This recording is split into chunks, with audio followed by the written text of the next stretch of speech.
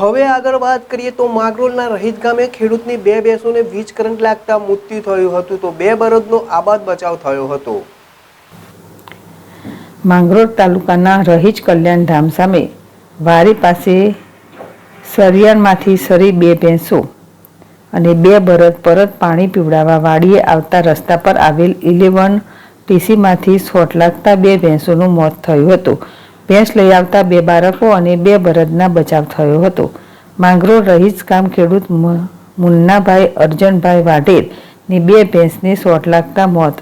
આ ઘટનાની જાણ પીજીવીસીએલ અધિકારીઓને થતાં સ્ટાફ ઘટના સ્થળે પહોંચ્યો।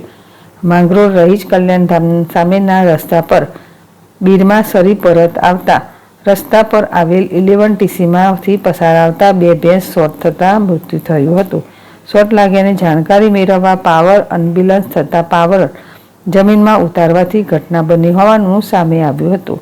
હાલ તો વીજ શોકથી 2 ભેંસનું મોત થતાં ખેડૂતને ભારે નુકસાન ભોગવવાનો વારો આવ્યો છે। જીતુ પરમાર, માંગરોળ।